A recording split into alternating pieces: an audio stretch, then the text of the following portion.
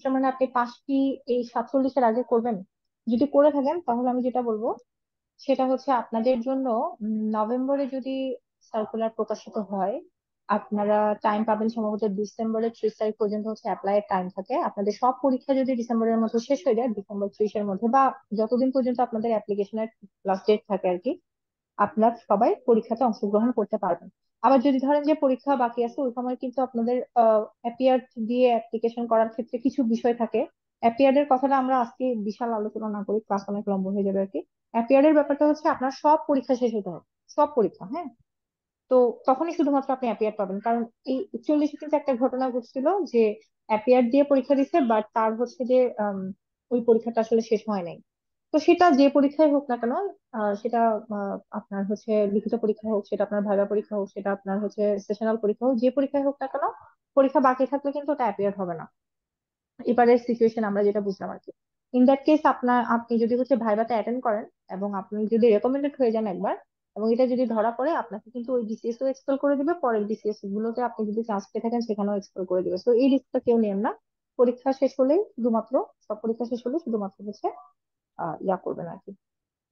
এটা আপনি দিতে পারবেন কিনা আমি জানি না, আপনার বর্ষ কখন শেষ হবে এটা কিন্তু আমি জানি না। টোটালি ডিপেন্ডস অন আপনার বর্ষ কখন শেষ হবে। এই এই 47-এর প্রিলিমিনারি সার্কুলার প্রকাশিত হবে সম্ভবত নভেম্বরে, সম্ভবত। আর সার্কুলার প্রকাশিত হওয়ার পর হচ্ছে ডিসেম্বরের 30 তারিখ পর্যন্ত বা জানুয়ারির 30 তারিখ পর্যন্ত হচ্ছে আপনার হয়তো বা লাস্ট ডেট থাকবে ফর্ম ফিল আপ করার।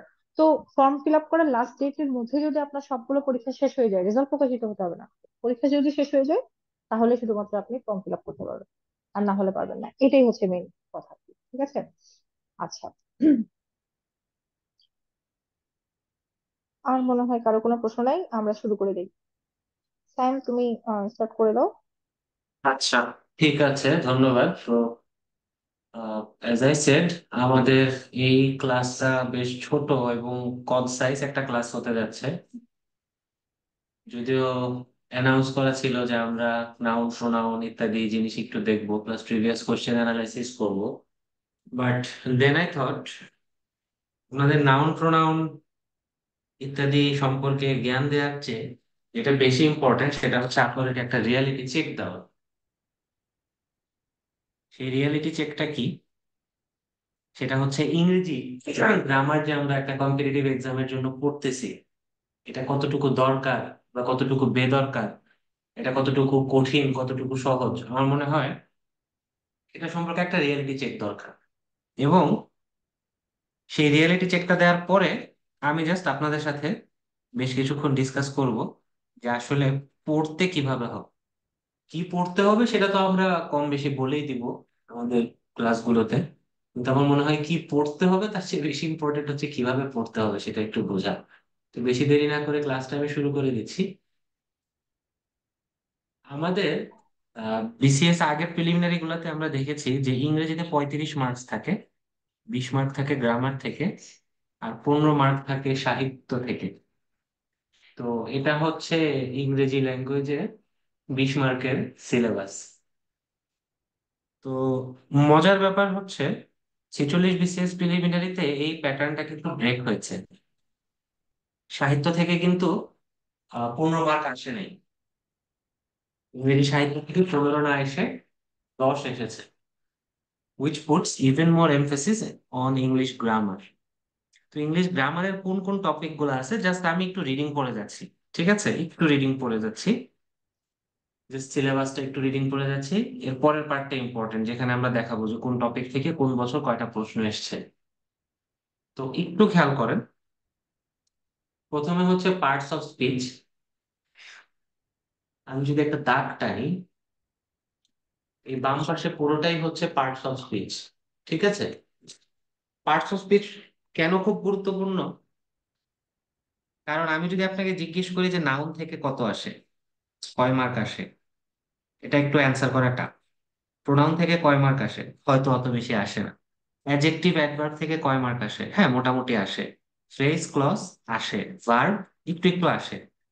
যদি বলি পার্টস অফ স্পিচ থেকে কত আসে, তখন যে এই শব্দগুলো উচ্চারণ করলাম, noun pronoun adjective adverb phrase clause verb, in fact even appropriate preposition বা প্রিপোজিশন ইটসেলফ, পুরাটা কিন্তু পার্টস অফ স্পিচের ভেতরে যায়, ঠিক না?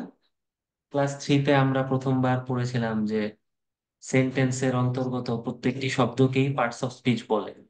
পার্টস অফ স্পিচ, দেখা যাচ্ছে যে প্রিলিমিনারিতে এই পার্টস অফ স্পিচ হচ্ছে এক বিশাল জায়গা ধারণ করে থাকে। তো এখন এর ভিতরে all topics are not created equal. যেমন প্রোনাউনটা খুব একটা আসে না, অন্তত আমি আসতে দেখি নাই, খুবই কম আসতে দেখছি। জেন্ডার নাম্বার অল্প অল্প আসে। ভার্বটা খুব ইম্পর্টেন্ট, এবং ট্রানজিটিভ, ইনট্রানজিটিভ, ফাইনাইট, তারপর হচ্ছে ইনফিনিটিভস, জেরান্ড, এগুলো বোঝা খুব ইম্পর্টেন্ট। বিশেষ করে আমি এখন দাগ দিচ্ছি, একটু খেয়াল রাখেন। পার্টিসিপেল আমি স্টার্ট দিচ্ছি এখন, জেরান্ড, এটা খুবই খুবই খুবই গুরুত্বপূর্ণ। ঠিক আছে, সরাসরি প্রশ্ন আসে, নিচের কোনটি জেরান্ড হিসেবে ব্যবহৃত হয়েছে। আচ্ছা, এবার আসেন, আমার হিসাবে খুবই গুরুত্বপূর্ণ হচ্ছে অ্যাডভার্ব এবং অ্যাডজেক্টিভ। অ্যাডভার্ব এবং অ্যাডজেক্টিভের সাথে ফ্রেজের প্রশ্ন জুড়ে দিয়ে আসে, নিচের কোনটি অ্যাডভার্বিয়াল ফ্রেজ, নিচের কোনটি অ্যাডভার্বিয়াল ক্লজ, নিচের কোনটি অ্যাডজেক্টিভ ফ্রেজ, অ্যাডজেক্টিভ ক্লজ। তারপর হচ্ছে কনজাংশন এবং প্রিপোজিশন। প্রিপোজিশনে আমি একটা স্টার বেশি দিচ্ছি, কারণ প্রিপোজিশন মানে অ্যাপ্রোপ্রিয়েট প্রিপোজিশনটাও কিন্তু চলে আসে। কনজাংশন কেন ইম্পর্টেন্ট? কনজাংশন হচ্ছে রিটেনের জন্য খুব ইম্পর্টেন্ট।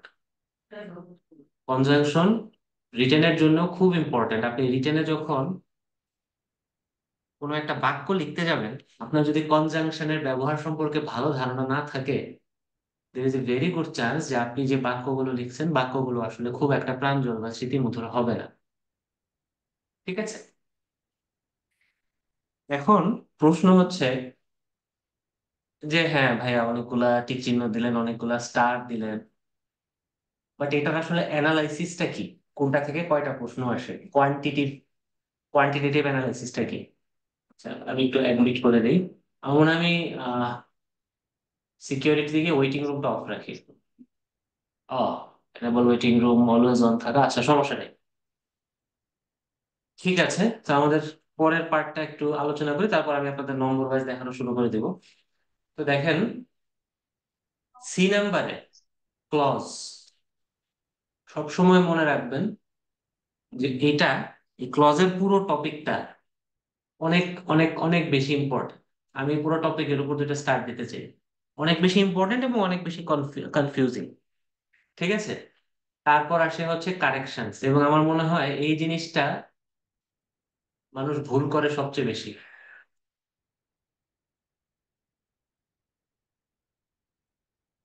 ভুল করে সবচেয়ে বেশি। আচ্ছা, সাব্বির ভাই হ্যান্ড রেজ করেছেন, ভাই ভাইয়া কিছু মনে হয় বলতে চাচ্ছেন? আমি একটু আনমিউট করে দিচ্ছি সাব্বির ভাইকে।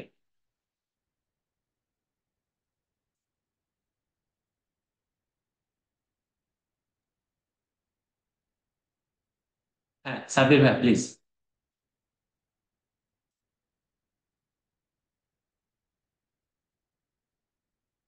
সাব্বির ভাই কিছু বলবেন? আচ্ছা, ভাইয়া মনে হয় ডিসকানেক্টেড। তো ভুল করে সবচেয়ে বেশি, আচ্ছা এখন এই ভুলের একটা সিম্পল নমুনা দিই। আমি জাস্ট একটা স্লাইড একটু ইনসার্ট করছি ভুলের সিম্পল একটা নমুনা দেখানোর জন্য। New slide, blank. আচ্ছা, আপনাদেরকে এখন একটা কোয়েশ্চেন করব, এবং আপনার হচ্ছে এটার অ্যান্সার দিবেন। The train is entering in the tunnel, নাকি ইনটু দ্য টানেল? এটা হচ্ছে আপনাদের প্রথম question. Second question, we entered in A negotiation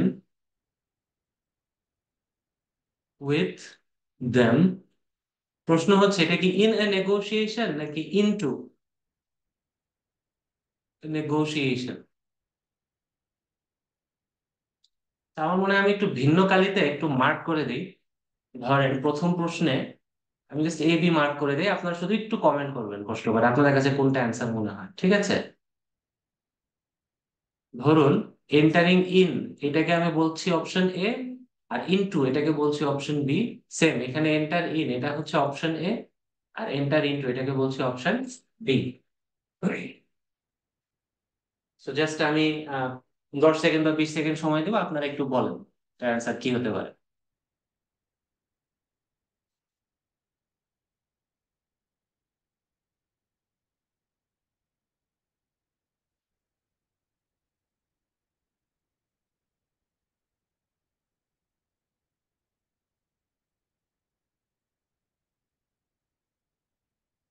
আচ্ছা, বেশ বেশ কয়েকজনের অ্যান্সার পেয়ে গিয়েছি।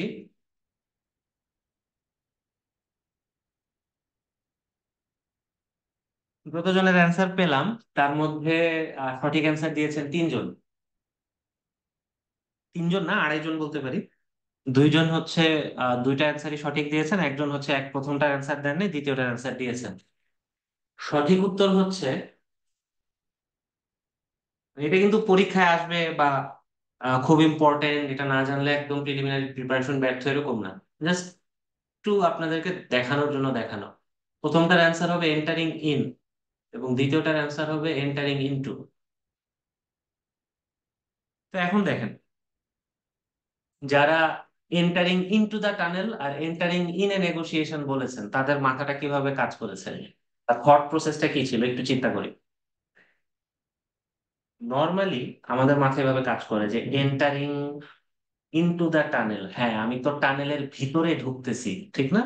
একটা ট্রেন। একটু সময় দিতে হবে, আমি একটু ল্যাপটপে চার্জটা কানেক্ট করি। 1 মিনিট।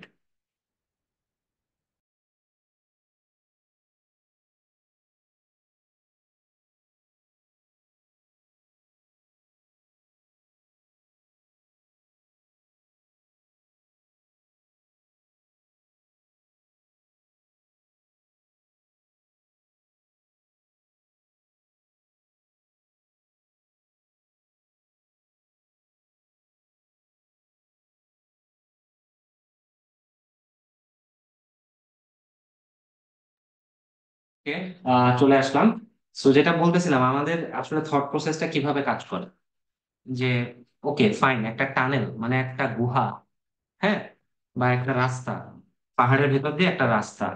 একটা ট্রেনকে তো সেটার ভেতরে ঢুকতে হবে, একদিক দিয়ে ঢুকবে, আরেক দিক দিয়ে বের করবে। এভাবেই তো থট প্রসেসটা কাজ করে, তাই না? সো যেহেতু ঢুকতে হবে, মানে একটা ফিজিক্যাল একটা প্রেজেন্স আছে, তাহলে নিশ্চয়ই এটা কি হবে, নিশ্চয়ই এটা হবে এন্টারিং ইনটু। এভাবে মাথাটা কাজ করে। আর যখন নেগোসিয়েশনের কথা বলি, নেগোসিয়েশন মানে কি? নেগোসিয়েশন মানে হচ্ছে দর কষাকষি, দেন দরবার, দামাদামি, ঠিক না, বার্গেনিং। তো নেগোসিয়েশন বা বার্গেনিং এটা তো ফিজিক্যাল কোনো কিছু না, এটার ভেতরে ফিজিক্যালি ঢুকে যাওয়ার তো কিছু নাই, ঠিক না? যেমন হ্যাঁ, আমি এখন নিউ মার্কেটে যাব, এখানে গিয়ে বিসিএস এর বই কিনবো, তা আমি হচ্ছে এটা নিয়ে দামাদামি করতেছি। তা আমি তো মানে দোকানদারের মুখের ভিতর ঢুকে গিয়ে দাম বলতেছি না। তাহলে এটা এটা মনে হয় এন্টারিং ইন হবে। কমন সেন্স কিন্তু এভাবে কাজ করে।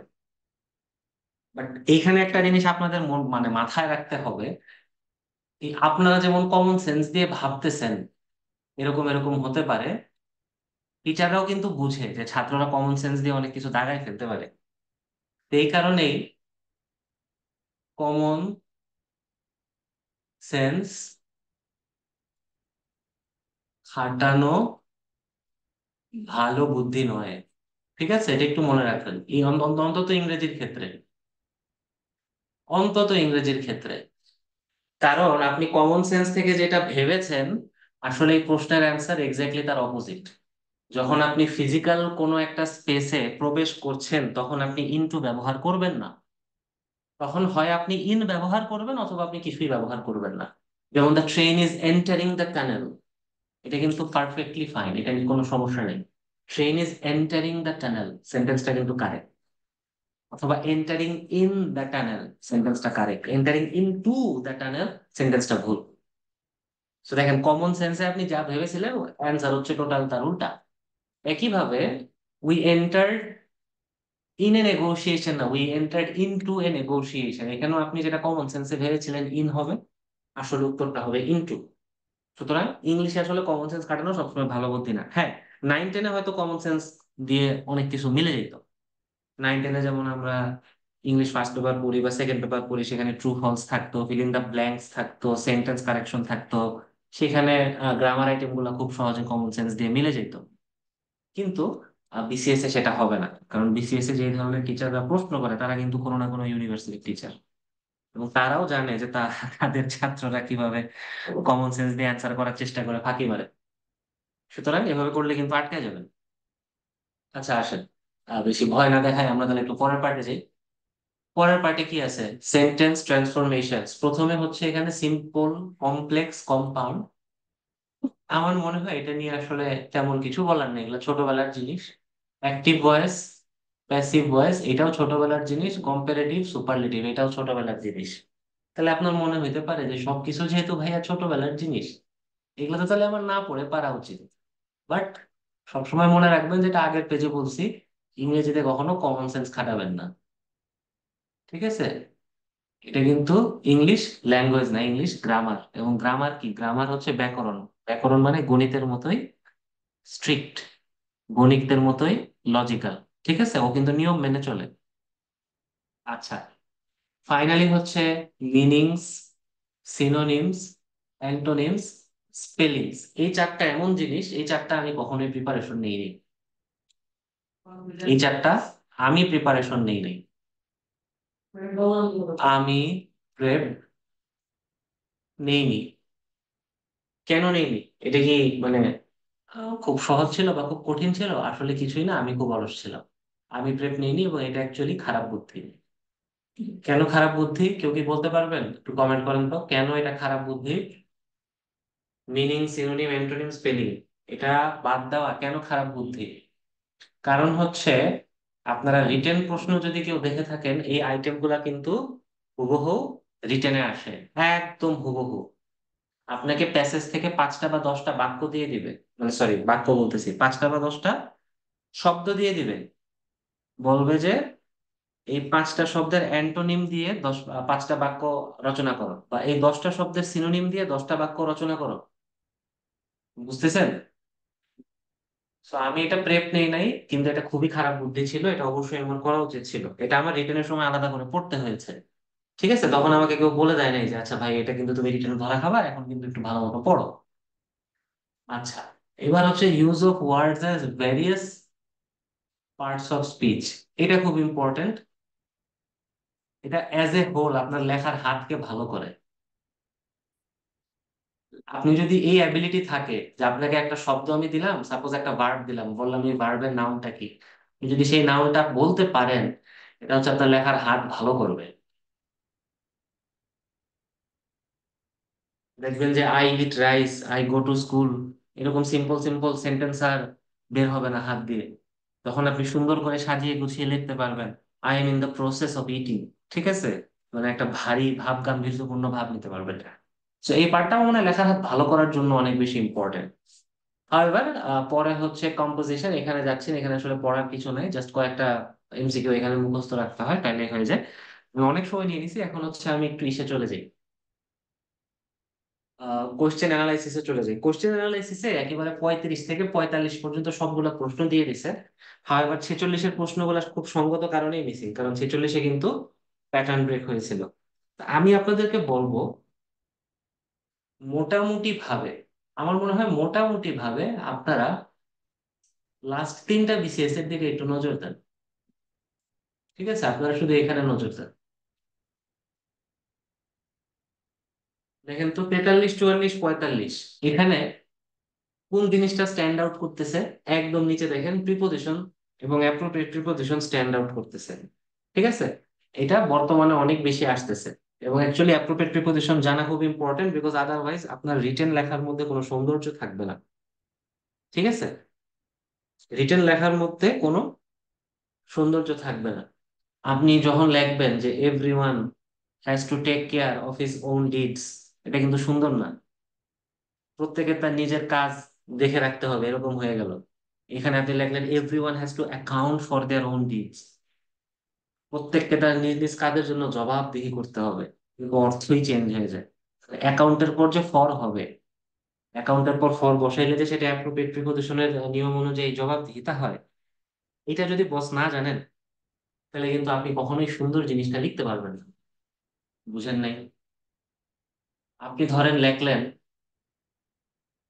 আহ মনে করেন যে he is senior then me, একটা বাক্য লিখলেন, হি is senior then me, he is more beautiful, sorry, he is more handsome than me, she is more beautiful than me, he is রিচার than me.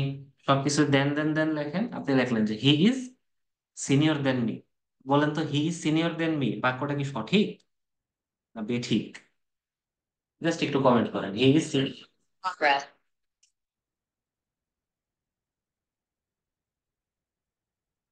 খালি খালি এই লেখেন, রাইট বা রং লেখেন, আর বা ডাব্লিউ লিখলেই বুঝবো। ওকে, কমেন্টস আসতেছে।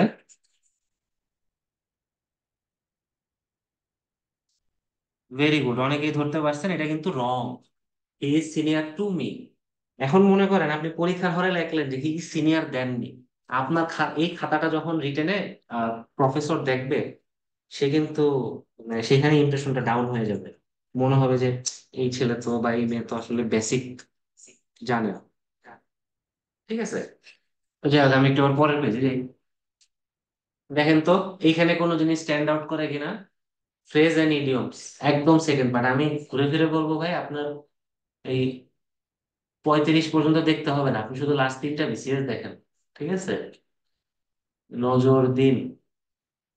কি বেশি আসতেছে? ফ্রেজ এন্ড ইডিয়মস অনেক বেশি আসতেছে। ঠিক আছে, এবং কারেকশন হচ্ছে রিসেন্ট বিসিএস এ দেখেন, ইম্পর্টেন্ট জিনিস। কারেকশন এবং টেন্স রিসেন্ট বিসিএস এ কিন্তু আসছে বেশি। এই যে 45-এ দুইটা করে আসছে। তাহলে কি বুঝলেন?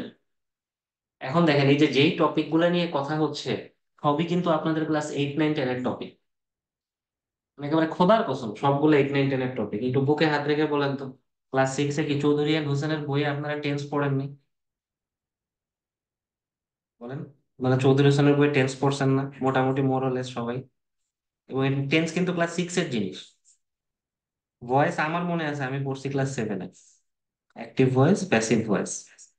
আমি ন্যারেশন পড়ছি ক্লাস 8-এ, এটা যে জেএসসি সিলেবাসে ছিল। ঠিক আছে, তারপরে হচ্ছে কি হলো, তারপরে ক্লাস 9-এ আমরা প্যাসেজ ন্যারেশন পড়লাম। এখন দেখেন তো, এই যে যে আমি টপিক গুলো বলতেছি, সবই কিন্তু আসলে ছোটবেলার টপিক। সমস্যাটা কি? সমস্যাটা হচ্ছে ছোটবেলায় আপনি টপিক গুলা শিখছেন, কিন্তু সেই টপিক গুলাতে আপনাকে এনাফ পরিমাণে কখনোই টেস্ট করা হয়নি। যদি টেস্ট করা বলতে কি বোঝাচ্ছি, টেস্ট করা মানে সিম্পলি আপনি একটা টপিক মানে পড়ছেন বা পড়েন নাই, এটা জাজ করার কোনো ওয়ে ছিল না। প্রশ্নটা এরকম আসতো যে আপনি কমন সেন্স দিয়ে দাগাইতেন, কমন সেন্স দিয়ে দাগাইলে সুন্দর সাইসেল করে মিলে যেত। এটা অ্যাকচুয়ালি সবাই এগ্রি করেন এবং এগ্রি করতে হবে, যে আপনি ছোটবেলায় টপিক গুলা ছিল কিন্তু কখনোই আপনাকে এনাফ পরিমাণে টেস্ট করা হয়নি। কমন সেন্স দিয়ে দাগাইতেন, কমন সেন্স দিয়ে মিলে যেত। কিন্তু এটা মাথায় রাখতে হবে, কম্পিটিটিভ এক্সামে, ইভেন আপনি বিসিএস বাদ দেন ভাই, যে কোনো সরকারি চাকরির পরীক্ষা, বা ইভেন আপনি Dhaka university B unit, C ইউনিটে যে ইংলিশ কোশ্চেন আসে, বা জাহাঙ্গীরনগরে যে ইংলিশ কোশ্চেন গুলো আসে, স্যাররা কিন্তু ইচ্ছা করেই সেখানে অনেক ট্র্যাপ ফেলে। দেখি ও কি এটা সামলাইতে পারে কিনা, ওকে ভুল করে কিনা। ঠিক আছে, হোয়াট এভার, আবার একটু মার্ক করি। এবং এইখানে দেখেন, বেশি ইম্পর্টেন্ট হচ্ছে এই ভোক্যাবুলারি রিলেটেড জিনিসগুলো, synonym, antonym, substitution, expression, definition. আমি এত বড় গাধা, এগুলো আমি বাদ দিছি প্রিলিমিনারি সময়, কারণ আমার কাছে সিম্পলি মনে হয়েছে যে এই জিনিসগুলো আমার পড়তে অনেক সময় লাগবে, এই জিনিসটা আমি বাংলাদেশ বিষয়াবলিতে দিই, আন্তর্জাতিকে দিই, এই করি সেই করি। কিন্তু আখেরে কি হলো? এটা কি আমি স্কিপ করতে পারছি? তা তো পারিনি। আমার তো রিটেনে গিয়ে ঠিকই পড়তে হয়েছে। What ever. এখন লাস্টে কয়েকটা টপিক আছে, প্রিফিক্স, সাফিক্স, প্রভাব, ট্রান্সলেশন, কম্পোজিশন, রিডিং কম্প্রিহেনশন, ব্লা ব্লা ব্লা ব্লা। দেখতেছেন এগুলা প্রায় খালি। সো একটা জিনিস আমি আপনাদেরকে নোটিস করতে বলবো, দেখেন তো, আমি মোটামুটি 3 থেকে 4 পেজ, 4 পেজ মনে হয় স্ক্রল করলাম। 4 পেজে আমি আপনাদেরকে টপিক আইডেন্টিফাই করে দেখাইছি কয়টা? একটা হচ্ছে ভোকাবুলারি আন্ডারে সিনোনিম অ্যান্টোনিম, একটা ছিল আপনার ভয়েস, একটা ছিল কারেক্ট ফর্ম অফ ভার্ব, একটা ছিল টেন্স। আর বাকি সব কি দেখেন তো, আমি আবার একটু পিছে যাই। ইউনিফর্মলি ডিস্ট্রিবিউটেড না? একটা, একটা, দুইটা, একটা, দুইটা। আপনি কি বুঝতেছেন আসলে? মানে ইংলিশ আসলে এমন একটা জিনিস, এখানে আপনি গ্রামারের কোনো কিছুই স্কিপ করতে পারবেন না। এটা হচ্ছে মোরাল অফ দ্য স্টোরি, যে আমি এটা একটু স্কিপ করে যাই, আমি এটা হচ্ছে শুধু প্রিভিয়াস কোয়েশ্চেন সলভ করে যাই, আমি এটা একটু এই করে যাই সেই করে যাই, আপনি আসলে কোনোটাই কিছু করতে পারবেন না। কোনো কিছু স্কিপ করার জায়গায় নেই। খুবই ইউনিফর্মলি ডিস্ট্রিবিউটেড না? একটা, একটা, একটা, দুইটা, একটা, দুইটা, খুব মাঝে মাঝে তিনটা। এই জিনিসটা একটু প্রথমে বুঝতে হবে, যে কোনো কিছু স্কিপ করার চেষ্টা করেন না, তাহলে কিন্তু কট খাবেন। যাই হোক, মোটামুটি আধা ঘন্টা বগর বগর করছি। এখন আমি ক্লাসের শুরুতে একটা জিনিস বলছিলাম, আমাদের মনে আছে কিনা, সেটা হচ্ছে আমি আজকের পরীক্ষায় আপনাদেরকে একটা রিয়ালিটি চেক দিয়ে, এবং আমি তো দেখে নেই ক্লাসে পার্টিসিপেন্ট করি, ক্লাসে এই মুহূর্তে আছে 68 জন। ওকে, এই মুহূর্তে আমি আপনাদের একটা পরীক্ষা নিব, ঠিক আছে? তো এইটাই ছিল আমার রিয়েলিটি চেক, একটা সারপ্রাইজ টেস্ট। এবং আমি ইচ্ছা করে এটা আগে ভাগে অ্যানাউন্স করি নাই, লিখে দেই, হ্যাঁ, সারপ্রাইজ টেস্ট। এবং এই সারপ্রাইজ টেস্ট খুবই সহজ, 20 মার্কসের একটা সারপ্রাইজ টেস্ট হবে,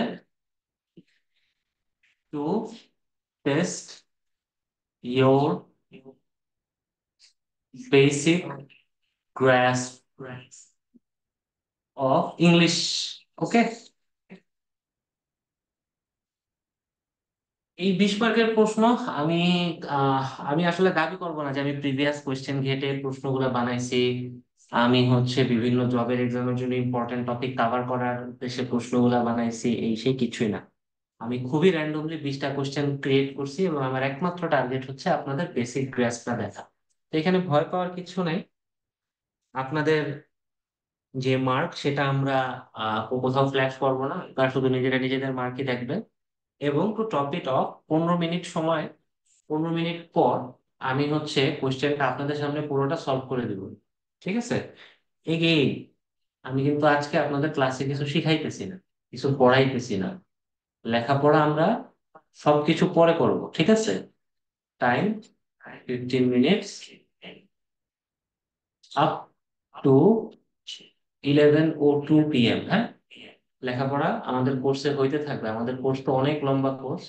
স্বাগত আপু বলছিল প্রায় 100টার মতো ক্লাস, তো আমি ধরে নিচ্ছি আমি ইংলিশে মিনিমাম 10টা ক্লাস পাবো আপনাদেরকে।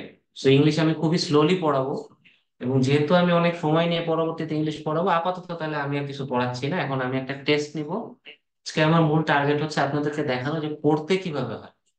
কি পড়তে হবে সেটা পরের জিনিস, আগে দেখেন পড়তে কিভাবে হয়, ঠিক আছে?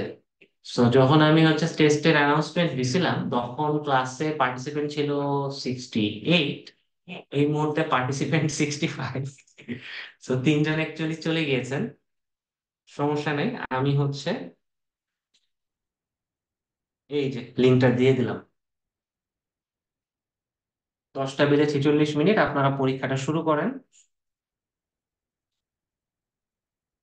ইনশাল্লাহ আমরা 11টা 2-এ আমি আবার আনমিউট করে কথা বলা শুরু করবো।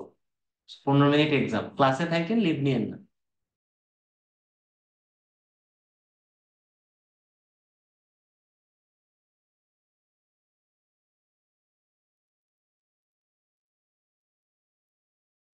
বাহ, শেষ 2 মিনিটে সাবমিশন এসছে 23টা, এবং এখন দেখাচ্ছে যে 51 জন পরীক্ষাটা দিয়েছেন, 53 জন পরীক্ষাটা দিয়েছেন। মোটামুটি ভাবে 10 মিনিটের ভিতরে সবার পরীক্ষা হয়ে গিয়েছে, 13 জন ইনকমপ্লিট রেখে বের হয়ে গিয়েছেন। তো আমরা তো হাইস্ট মার্ক জানি, বেশ কয়েকজন 19 পেয়েছেন, 2 জন 19 পেয়েছেন, একজন পেয়েছেন 20। তো এই পরীক্ষাটা নেওয়ার মূল উদ্দেশ্যটা কি ছিল? পরীক্ষাটা নেওয়ার মূল উদ্দেশ্য ছিল জাস্ট আপনাদেরকে একটু দেখানো যে আপনারা কি হাই স্কুল, অর্থাৎ ক্লাস 6, 7, 8 বা 9, 10, সেখানকার পড়ালেখা আপনাদের মনে আছে কিনা, গ্রামার মনে আছে কিনা, নাকি আপনারা কিছু কিছু জিনিস ভুলে গেছেন, right? So my purpose here is done. যারা যারা 19 20 পেয়েছেন তাদেরকে কংগ্রাচুলেশন, যারা 18 পেয়েছেন তাদেরকেও কংগ্রাচুলেশন। আপনার হাই স্কুলের বেসিক আপনার মনে আছে। যারা 13 14 পেয়েছেন, এবং আমার মনে হয় 13 14 পাওয়ার সংখ্যাই সবচেয়ে বেশি, ঠিক আছে, অ্যানালাইসিস করে দেখলাম 70%-এর আশেপাশে পেয়েছেন সবচেয়ে বেশি। ওদের কিন্তু একটু পরিশ্রম করতে হবে, কারণ আবারও বলি এটা কিন্তু হাই স্কুলের গ্রামার ছিল। এটাতে অ্যাভারেজে সবার 18 19 20 করে আসা উচিত। আপনার এখানে কিছুটা কম আসছে, আপনি কিছু কিছু বেসিক হয়তো ভুলে গেছেন, সেটা আপনাকে টাচ আপ করতে হবে, এবং তারপর আপনাকে জব এক্সামের জন্য আরেকটু ফার্দার লেখাপড়া করতে হবে, ঠিক আছে। সো দ্যাট বিং সেড, আমি আর সময় নিব না। যে কজন পরীক্ষা দিয়েছেন এবং দেননি তাদের সবাইকে নিয়ে আমরা একটু কোশ্চেনের সলিউশন গুলোর দিকে চলে যাই। প্রথম প্রশ্ন, which sentence correctly uses the past perfect tense? ঠিক আছে, আমি শুধু এই প্রশ্নটা রেখেছি যে আপনারা পাস্ট পারফেক্ট টেন্স চিনেন নাকি ভুলে গেছেন সেটা দেখার জন্য। এমনিতে যখন আপনাদেরকে আমি সেন্টেন্স কারেকশনে দিব, তখন কিন্তু এই টাইপের প্রচুর সেন্টেন্স থাকে, যে ডাক্তার আসার পূর্বে রোগী মারা গেল, আমি খেলার পূর্বে বৃষ্টি নেমে গেল, এই টাইপের অনেক সেন্টেন্স থাকবে, ঠিক আছে। তো এই ধরনের সেন্টেন্স অ্যান্সার করার জন্য প্রথমে ইম্পর্টেন্ট হচ্ছে পাস্ট পারফেক্ট টেন্স চেনা। পাস্ট পারফেক্ট টেন্স কাকে বলে এটা কি মনে আছে? আমার মনে হয় আমি একটু সিকিউরিটিতে গিয়ে আনমিউট করার অপশনটা দিই, আপনারা চাইলে এখন আনমিউট করে কথা বলতে পারবেন। So, আমি জাস্ট একটা ওপেন কোশ্চেন করলাম, পাস্ট পারফেক্ট টেন্স কাকে বলে, ডেফিনিশনটা মনে আছে? এগেইন আপনার বিসিএস প্রিলিমিনারিতে কোথাও কোথাও আপনাকে বলবে না পাস্ট পারফেক্ট টেন্সের সংজ্ঞা লেখো, কোথাও বলবে না। আমি শুধু দেখতে চাই যে এই বেসিকটা মনে আছে কিনা। এনিবডি?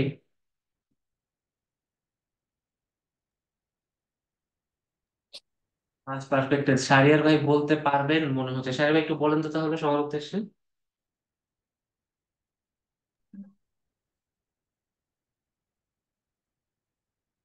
আচ্ছা, বেশি সময় নিব না, অনেক সময় লেগে যাচ্ছে, আমি উত্তরটা দিয়ে দিই। হ্যাঁ, এখন কিন্তু বারবার আমি চ্যাট বক্স ওপেন করে দেখবো না। আপনাদের যাদের একটু মনে হবে যে হয়তো পারবো, কাইন্ডলি একটু আনমিউট করে বলে দিবেন। আমি আনমিউট করার পারমিশন দিয়ে রেখেছি সেটিংসে গিয়ে, চাইলে এখন আনমিউট করতে পারবেন। সো পাস্ট পারফেক্ট টেন্স হচ্ছে এমন একটা টেন্স, মানে একটা ঘটনা ঘটেছে, তারপর তার স্পেস দিয়ে লিখি, তারপর আরো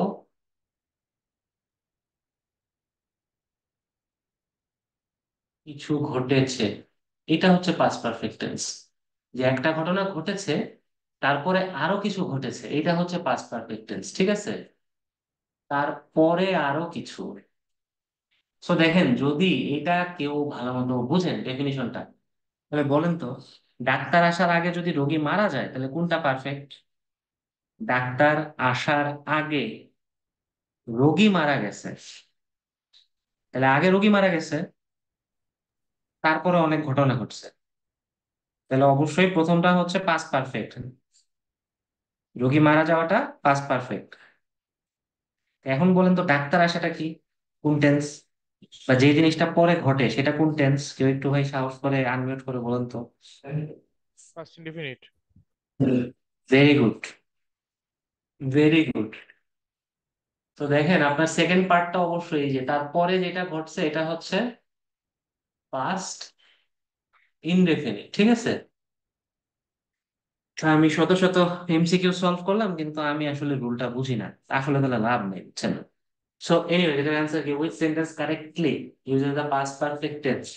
she had completed her homework before dinner. একটা কিছু হওয়ার আগে আরেকটা হয়েছে, সেটা হওয়ার পর অন্য আরো অনেক কিছু হয়েছে।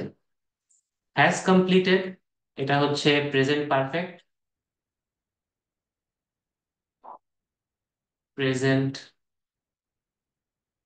পারফেক্ট। আমি একটু বাকিগুলো আইডেন্টিফাই করে দিচ্ছি। সে completes her homework before dinner, এটা কোন টেন্স এটা বলতে পারবেন? এবং কোন অর্থে সেটা বলতে পারবেন?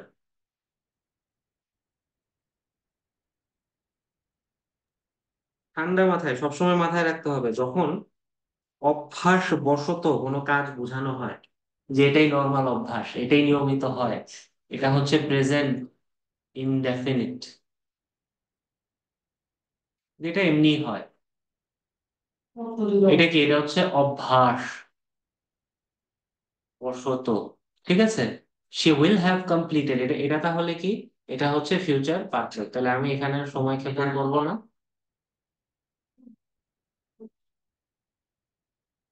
Future perfect. ওকে, পরের পেজে যাই। Identify the sentence in future continuous tense. Continuous tense মানে কি ভাইয়া? কন্টিনিউয়াস টেন্স মানে হচ্ছে ভার্ব ভার্বের শেষে plus ING. ING. Very good. তাহলে এটা হচ্ছে they will be playing, they will play soccer tomorrow afternoon, এটা হচ্ছে future indefinite. They played soccer tomorrow afternoon, এটা কিছুই না, এটা ভুল। টুমরো আছে আবার প্লেড আছে, এটা কি হয়ে গেল? কন্ট্রাডিকশন হয়ে গেল। এগুলো কিন্তু বুঝতে হবে, আপনি সেন্টেন্স কারেকশনে যাবেন, সিম্পল মার্কার গুলো আপনার বুঝতে হবে। They have played soccer tomorrow afternoon, ওরে বাবা, হ্যাভ প্লেড এবং টুমরো, এটা কি আবারও একটা কন্ট্রাডিকশন? আসলে এই দুইটাই আসলে ভুল। ঠিক আছে, তাহলে আমি একটু পরেরটায় যাই, এবার একটু দ্রুত আগাইতে হবে। হ্যাঁ, 20টা কোশ্চেন সলভ করবো। With sentence is in the present perfect continuous tense, এটা কি? অতীতে শুরু হয়ে এখনো চলছে, এটা ইম্পর্টেন্ট। হ্যাঁ, অতীতে শুরু হয়ে এখনো চলছে। তাহলে আমি যদি আপনাকে বলতাম এখনো চলছে, তাহলে এটা হয়ে যেত কন্টিনিউয়াস। আর অতীতে শুরু হয়ে এখনো চলছে, এটা হচ্ছে পারফেক্ট কন্টিনিউয়াস। তাহলে শি স্টাডিড ফর 3 আওয়ার্স, এটা কি? দ্রুত লিখে যায়। হ্যাঁ, এটা হচ্ছে past indefinite. She studying for 3 hours, এটা হয়ই নাই, এটা ভুল। 3 ঘন্টা ধরে সে স্টাডি করতেছে, এটা হয়ই নাই। তারপর দেখেন, কেন হয়নি সে ব্যাখ্যা দিলাম না, কারণ 3 আওয়ার্স বুঝাইলে এটা তো আসলে পারফেক্ট কন্টিনিউয়াস হওয়া উচিত। She will be studying for 3 hours, এটাও আসলে হয়নি। উইল হ্যাভ বিন স্টাডিং হওয়া লাগতো। এখন পরেরটা যাই, choose the correct form of verb to complete the sentence. If she dash the meeting, she would have learned the news. সে যদি যাইতো, সে তাহলে জানতো। সে যদি যাইতো, সে তাহলে জানতো। তাহলে আপনি নিজেই বলেন এটা আসলে কি? If she had gone. আমরা আগের কয়েকটা এক্সারসাইজে হচ্ছে পারফেক্ট চিনছি, তাই না? হ্যাভ লার্ন, এটা কি? Perfect form. তাহলে এটাও কি মিলাইতে হবে? পারফেক্ট ফর্ম হইতে হবে। ঠিক আছে, সিম্পল সিম্পল জিনিস। আমরা আগের 3টে এক্সারসাইজে পারফেক্ট চিনে গেছি, তাহলে এখন আমার পারফেক্ট মিলানো বুঝতে হবে, পারতে হবে। হ্যাঁ, which form of the verb correctly completes the sentence? By the time we arrive, they dash their dinner. আমরা যতক্ষণে পৌঁছাবো, তারা ততক্ষণে শেষ করে ফেলে থাকবে। তাহলে বলেন তো, আমরা যখন গেছি, খাওয়ার কাজটা কি তখন শুরু হয়েছে, নাকি আমরা যাওয়ার আগেই শুরু হয়েছিল? খুব সিম্পল। আমরা যখন গেছি, খাওয়ার কাজটা কি তখন শুরু হয়েছে, নাকি খাওয়ার কাজটা আগেই শুরু হয়ে গেছিল?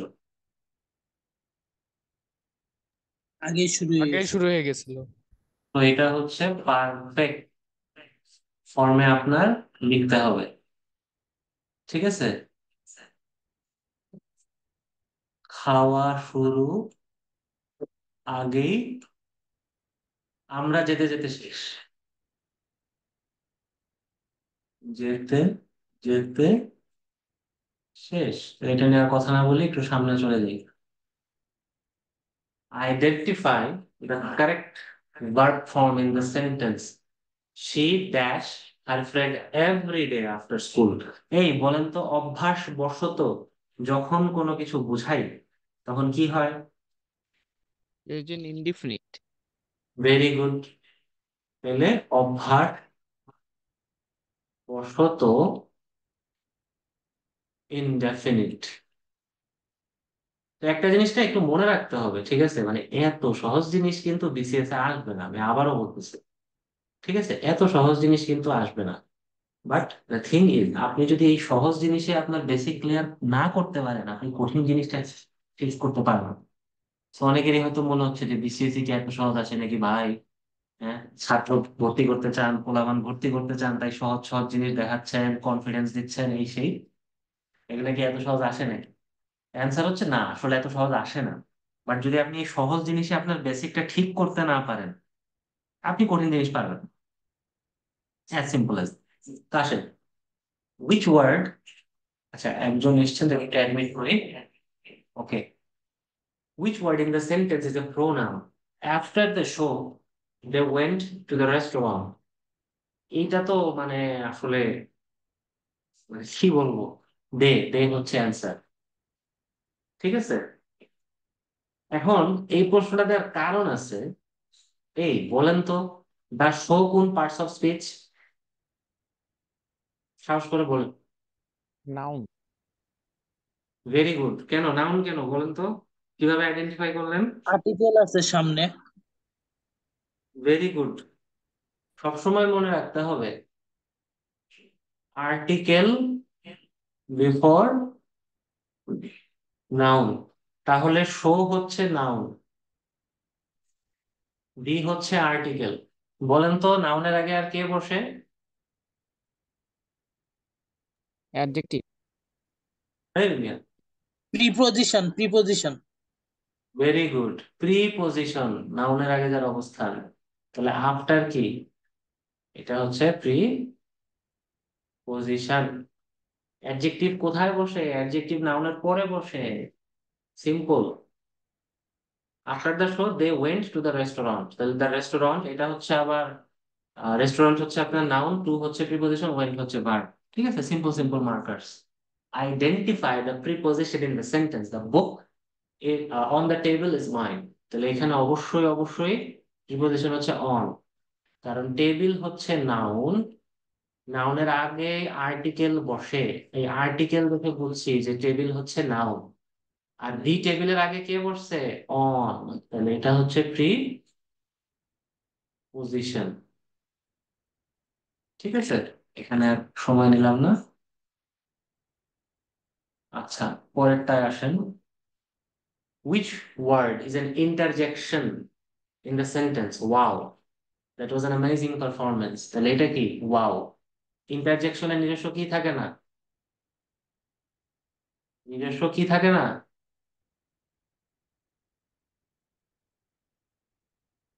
অর্থ থাকে না।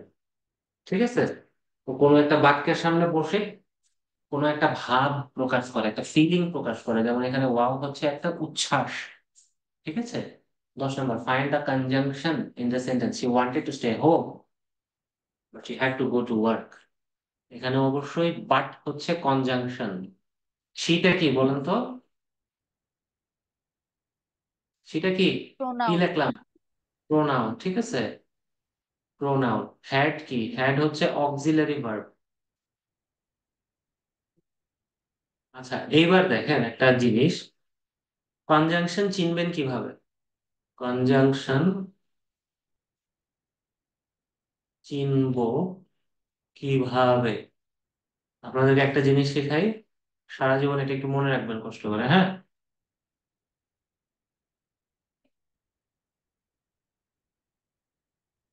ফ্যান বয়েজ, এটা হচ্ছে conjunction. All the conjunctions you will ever need. দেখেন এই বিটাই কিন্তু বাট, ওটা হচ্ছে অর, ওয়াই হচ্ছে ইয়েট, এস হচ্ছে সো, এ হচ্ছে এন্ড, এফ আর এন কি দেখি কেউ বলতে পারেন কিনা?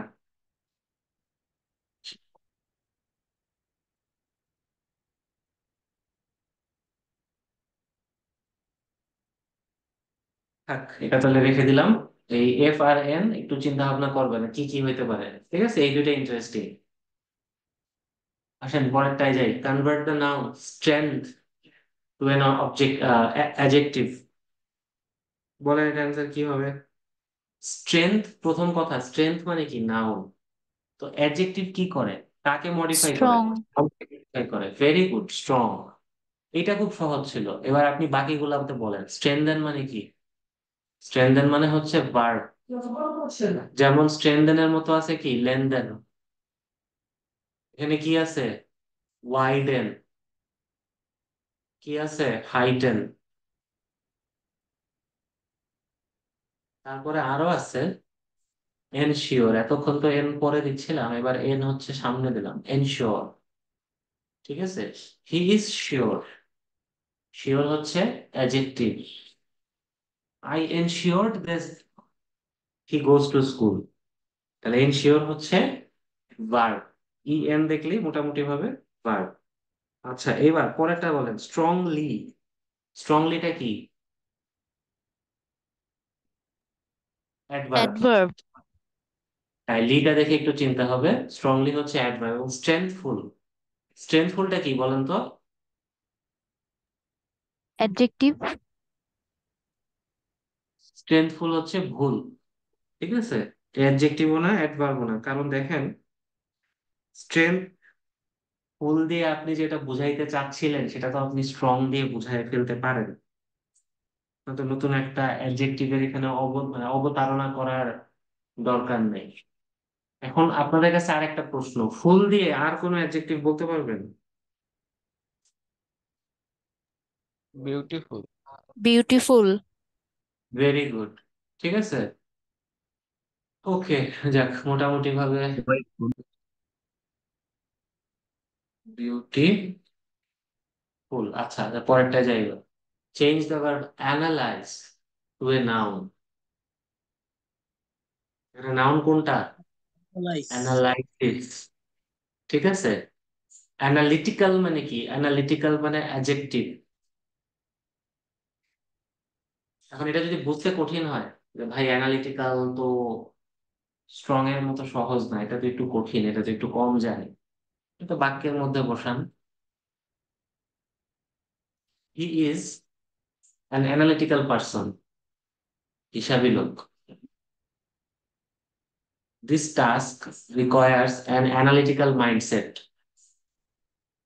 তাহলে দেখেন তো, আমি যদি লিখি this task requires an analytical mindset, তাহলে এই অ্যানালিটিক্যালটা কাকে মডিফাই করছে? মাইন্ডসেটকে। দেখেন তো, আমি যদি অ্যানালিটিক্যালটা কেটে দিতাম, this task requires A mindset, সুন্দর লাগতেছে না? তো মাইন্ডসেটকে আমি একটু মডিফাই করলাম। কেমন মাইন্ডসেট? Analytical mindset. এটা হচ্ছে অ্যাডজেক্টিভ। অ্যানালাইজড ভার্ব, আর ভার্বের পাস্ট ফর্ম। ঠিক আছে? অ্যানালাইজার এটাও এক ধরনের নাউন, কিন্তু এটা কিন্তু এক ধরনের কি বলা যায়, ইকুইপমেন্ট, রাইট? একটা মেশিন। তো নাউন অর্থে অ্যানালাইসিসটা এখানে বেশি অ্যাপ্রোপ্রিয়েট। আচ্ছা, পরেরটাই যে transform the adjective efficient into a noun. তো দেখেন, প্রথম কথা, এফিশিয়েন্টলি এটা তো হবে না, এটা হচ্ছে অ্যাডভার্ব। এফিশিয়েন্টেড এটা কিছু হয় না। এফিশিয়েন্টনেস এটাও কিছু হয় না। প্রসেস অফ এলিমিনেশনে কি থাকলো ভাইয়া? এফিশিয়েন্সি। প্রচুর প্রচুর বার এটা লিখছি আমরা, মুখে মুখে বলি efficiency this, efficiency that. Efficiency. Identify the error in the sentence. Each of the students have completed their assignment. এখানে ভুল কোনটা? Have. have. Each of the student মানে কি? ইচ অফ দ্য স্টুডেন্ট মানে ছাত্রদের মধ্যে প্রত্যেকে। এই প্রত্যেকে মানে কি? এক একজনকে বোঝাচ্ছে। হ্যাঁ, প্রত্যেককে আলাদা করে করে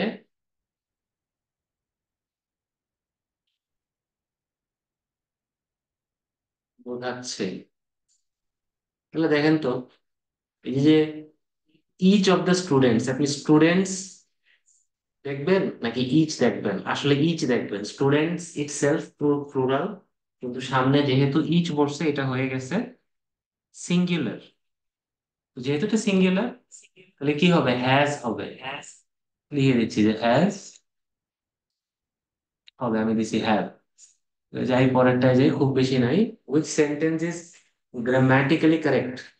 নিদার অফ দ্য বয়েজ। দেখেন, বয়েজ হচ্ছে প্লুরাল, সামনে দিয়েছে নিদার, জিনিসটা কি হয়ে গেল? Singular, right? এখন চিন্তা করেন, খুব সহজ, আগেরটা থেকে এখানে আপনার অ্যান্সার চলে আসা উচিত, তাই না? B number. আচ্ছা, আসলে কি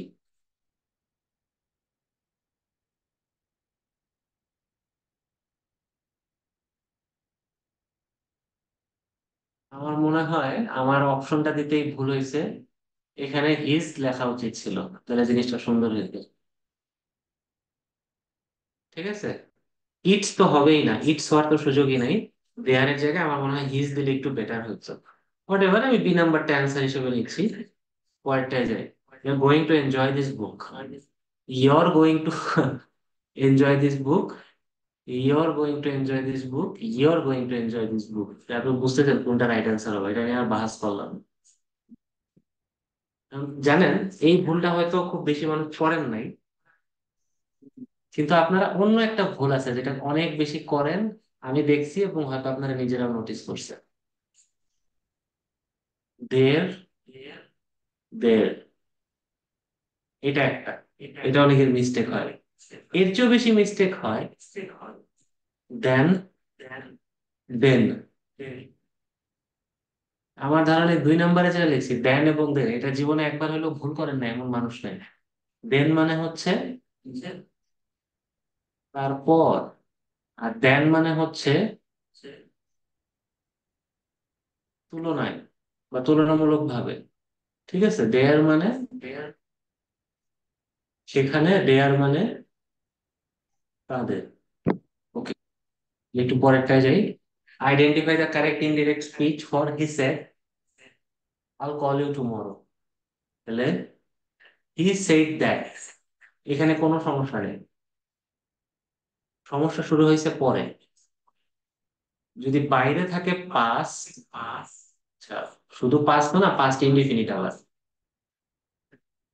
যদি বাইরে থাকে পাস্ট আর ভেতরে থাকে ফিউচার ইনডেফিনিট, তাহলে ভিতরে যে ফিউচার ইনডিফিনিট ছিল সেটা বাইরে কি হয়ে যাবে? পাস্ট ইনডিফিনিট হয়ে যাবে। তাহলে দেখেন, এটার অ্যান্সার হয় ডি অথবা D. He said he would call me tomorrow, he said I would call you tomorrow. তাহলে অ্যান্সার হচ্ছে বি, এবং এই বি এর মধ্যেও কথা আছে, এটা টুমরো হবে না। আমি এইমাত্র খেয়াল করতেছি, তাড়াহুড়ায় ভুল অপশন চলে আসছে। দ্য নেক্সট ডে হবে না? Very good, the next day. বাইরে যদি পাস্ট ফর্ম থাকে, ভেতরে টুমোরোটা হয়ে যাবে দ্য নেক্সট ডে, ইয়েস্টারডে হয়ে যাবে দ্য প্রিভিয়াস ডে, নাও হয়ে যাবে দেন, কাম হয়ে যাবে গো। ঠিক আছে, খুবই বেসিক। আচ্ছা, convert the direct speech is said she had finished her work. তাইলে এখানে আছে পাস্ট ইনডেফিনিট, আর এইখানে আছে পাস্ট পারফেক্ট।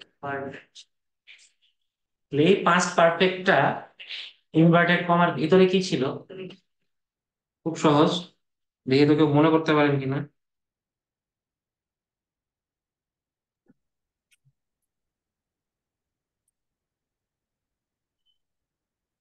প্রেজেন্ট পারফেক্ট হয়ে যাবে না? এটা হয় এটা হয় প্রেজেন্ট পারফেক্ট হবে অথবা পাস্ট ইনডেফিনিট হবে। ঠিক আছে, প্রেজেন্ট পারফেক্ট হতে পারে, পাস্ট ইনডেফিনিট হতে পারে, তো এটা আমরা দেখবো। She said I finished her work, I finished my work. আচ্ছা, she said She has finished her work. She said, I had finished my work. She said, I have finished my work. তাহলে এটার option এখন আমার মনে হচ্ছে যে এও হতে পারে, ডিও হতে পারে, বাকি দুটা কিন্তু মিলে না আসলে,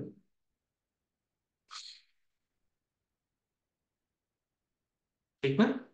ঠান্ডা মাথায় চিন্তা করে দেখেন, আমার কাছে মনে হতে পারে যে এইটাও হতে পারে, এটাও হতে পারে, কিন্তু বাকি দুটা হওয়ার কোনো চান্স নেই।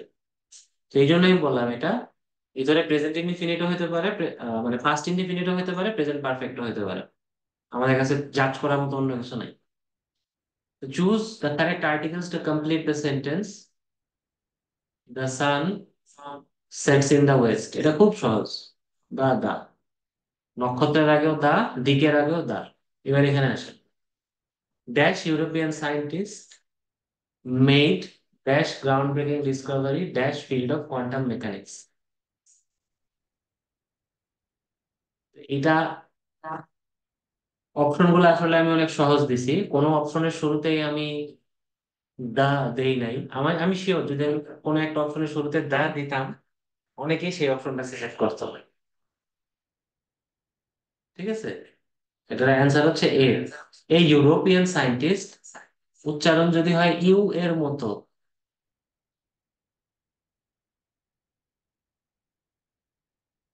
ইউ এর মতো উচ্চারণ হলে এন না হয়ে এ হয়। A European scientist A ground breaking Discovery in the field of quantum mechanics. শুরুতে কিন্তু দা হবে না। কেন হবে না? কারণ ইউরোপিয়ান সায়েন্টিস্টের নাম কিন্তু আমরা জানি না এখনো। সায়েন্টিস্ট এর নাম জানি না, যদি জানতাম তখন আমি বলতাম যে হ্যাঁ আমি ওকে রেফার করতেছি, এই জন্য আমি দি ইউজ করছি, বাট আমি ওর নাম জানি না। ঠিক আছে, তো এই হচ্ছে আপনাদের 20টা কোশ্চেন সলভ করলাম। এই আপনারা অনেকেই পার্টিসিপেট করছেন, বেশ ভালো পরিমাণে মানুষ হচ্ছে 17-18 করে পাইছেন, বাট থিং ইজ এটা কিন্তু আজকের টেস্টটা কিন্তু খুবই সহজ ছিল। কিন্তু সবারই ধরেন 18-19 পাওয়া হচ্ছে, যেহেতু অনেকে 13-14 পাইছেন, তার মানে গ্রামারটা একটু ব্রাশ আপ করতে হবে। তো ক্লাসের মানে একেবারে শেষ পর্যায়ে আছি। আমি বলছিলাম যে ক্লাস শেষ করার আগে আমি আপনাদেরকে একটা জিনিস বলবো, যে আজকে তো প্রথম ক্লাস, আজকে তো কিছু পড়াবো না, আজকে জাস্ট আপনাদের দেখাবো যে পড়তে কিভাবে হয়। তো পড়ার নিয়মটা আসলে এটা, পড়ার নিয়মটা হচ্ছে গ্রামার একটু বুঝে বুঝে পড়া। তা আমি বলতেছি না যে আপনার একেবারে মানে হাই স্কুলের টিচারদের মতো পারফেকশনিস্ট হতে হবে, পারফেক্ট গ্রামার পারতে হবে, সেটা বলতেছি না। But the least you could do is গ্রামারের রুল গুলো আগে একবার পড়া, পড়ে তারপর সলিউশনের দিকে যাওয়া। বিকজ আদারওয়াইজ আপনি ধরে র্যান্ডমলি 100টা এমসিকিউ সলভ করলেন, that doesn't make any sense, no sense at all. ঠিক আছে, এই জিনিসটা একটু রিয়েলাইজ করতে হবে। তো আপনি রুল পড়বেন, রুলস পড়ার পর সেই রুলস এর উপর ভিত্তি করে তখন আপনি 100টা এমসিকিউ সলভ করেন, বিকজ আপনার কাছে একটা রেফারেন্স আছে এবং সেই রেফারেন্সের উপর ভিত্তি করে আপনি অনেকগুলো প্রশ্ন সলভ করতেছেন। তখন অ্যাটলিস্ট আপনি বুঝবেন আপনি কি করতেছেন, আদারওয়াইজ আপনি বুঝবেন না।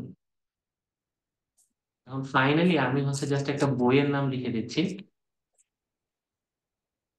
এই বইটা আমার মনে হয় কিনা আপনারা পড়তে পারবেন, অ্যাটলিস্ট আমি বলতে পারি যে এই বইটা আমি পড়ছি। ইংলিশ বুক, আমি যেটা পড়েছিলাম,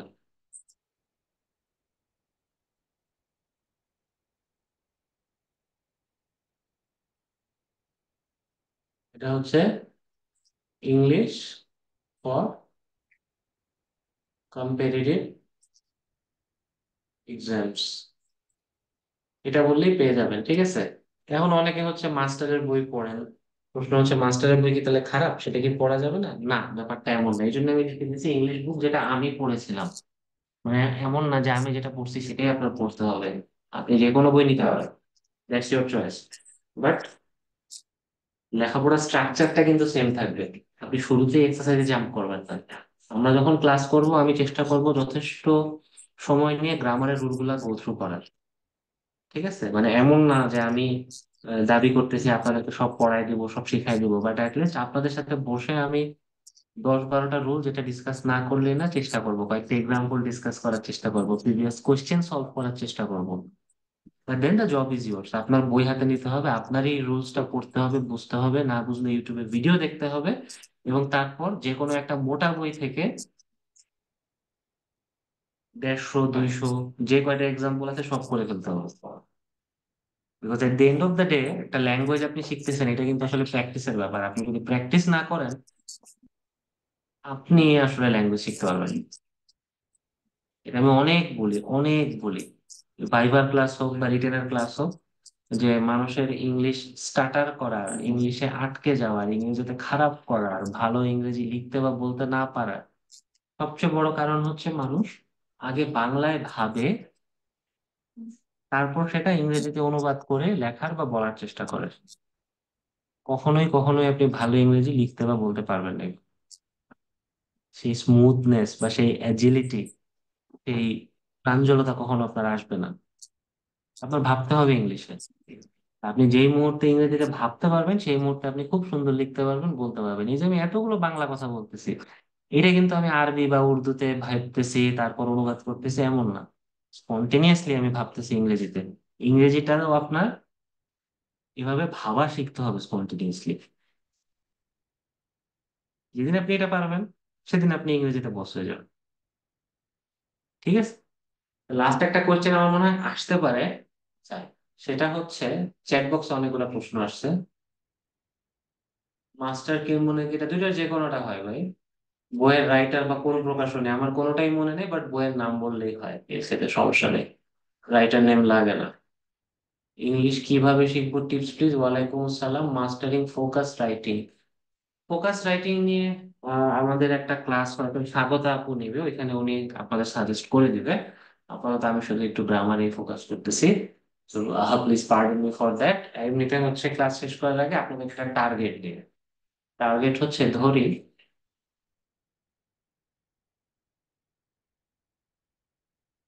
টার্গেট ফর প্রিলিমস। আমি নিজে যখন প্রিপারেশন নিছি, শুধু ইংলিশের জন্য, হ্যাঁ, বাকিগুলোর কথা না বলতেছি না, আমি যখন নিজে প্রস্তুতি নিছি, আমি সবসময় ইংরেজিতে টার্গেট করতাম 30 আউট অফ 35। তা আমি হচ্ছে 43rd-এ হচ্ছে মেবি 29 ছিল, আর 44th-এ মেবি আমার 31 ছিল।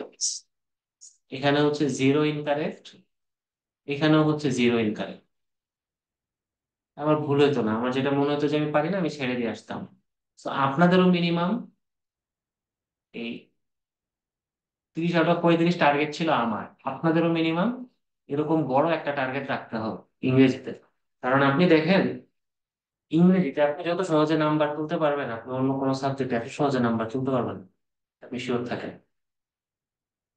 এই ধরেন আমরা একদিন নাউন পড়াবো, এই নাউনের একটা ক্লাস করে আপনার 2টা কমন পড়ে যাবে। আপনি কি সারাদিন MP3 পড়ে বুকে হাত রেখে বলতে পারবেন যে আজকে সারাদিন আমি যেটা পড়ছি এখান থেকে 2টা কমন আসবে? কখনো বলতে পারবেন না। সম্ভবই না, সম্ভবই না। So your target should be at least 27 out of 35। ঠিক আছে। আপনি কখনোই বুকে হাতে বলতে পারবেন না যে আমি আজকে সারাদিন MP3 পড়ছি, সারাদিন বেসিক ভিউ পড়ছি, সারাদিন উত্তরণ পড়ছি, সারাদিন অগ্রদূত পড়ছি, যা পড়ছি এখান থেকে 2 মার্ক আমি পাবোই পাবো। এটা কখনো আপনি বলতে পারবেন না, সম্ভবই না। ইংরেজি এমন একটা জিনিস, আপনি আধা বেলা নাউন পড়েন, রুল গুলা বুঝেন, প্র্যাকটিস করেন, দেখবেন নাউনের 2 নাম্বার পেয়ে গেছেন। ফ্রেজটা ভালো মতো বুঝেন, নাম্বার পেয়ে গেছেন। টেন্সটা ভালো মতো বুঝেন, রাইট ফর্মস অফ ভার্বস একটু ভালো মতো বুঝেন, দেখবেন নাম্বার পেয়ে গেছেন। ডিটারমাইনার একটু বুঝেন, দেখবেন নাম্বার পেয়ে গেছেন। ঠিক আছে। তো এখানে সবসময় হাই হোপস রাখবেন। আর যদি আপনি ইংরেজিতে গাফেলতি করেন প্রিলিমিনারিতে, আমি তো নিজের গল্প বললাম, সিনোনিম অ্যান্টোনিম পড়ি নাই, আলসেমি করে মনে হয়েছে এটা না পড়ে আমি সংবিধান বা আন্তর্জাতিক বিষয়াবলী বা এইসব পড়ি। তা আমার কিন্তু ঘুরে ফিরে সব রিটেনের জন্য পড়তেই হয়েছে। বিসিএস এমন একটা জিনিস, আপনার 900 মার্ক জেনারেল, 200 মার্ক প্রিলিমিনারি, আরো 200 মার্ক ভাইভা, এই যে 1300 মার্কের পরীক্ষা, সে আপনার সকল দুর্বলতা একবার হইলেও বাড়ি মারবে। আপনি দুর্বলতা এখানে লুকাইতে পারবেন না, আপনার দুর্বলতা একবার না একবার হইলেও এক্সপোজ হবে। এটা সবসময় মনে রাখবেন। আপনি ভাবতেছেন আমি এটা একটু স্কিপ করে গেলাম, এটা একটু বাদ দিয়ে গেলাম, একটু কম করে গেলাম, একটু হেলে দুলে গেলাম, আপনার দুর্বলতা এক্সপোজ হবেই। ঠিক আছে? তো দ্যাট বিং সেড, আমি আসলে ক্লাস দীর্ঘায়িত করবো না। এগেন, আজকে আমার মূল উদ্দেশ্য আপনাদের কোনো কিছু পড়ানো ছিল না। আমার মূল উদ্দেশ্য ছিল আপনাদের এটা বোঝানো যে পড়তে কিভাবে হয়। ঠিক আছে? তো আশা করি আমি জিসটা দিতে পেরেছি। ওয়াকার ভাই প্রশ্ন করেছেন যে ভাই আপনি সিনোনিম অ্যান্টোনিম পড়েননি, এটা আমাদেরকে কে পড়াবে তাহলে? অ্যান্সার ইজ, এটা আসলে কেউ পড়াবে না, এটা আপনার নিজেরই পড়তে হবে।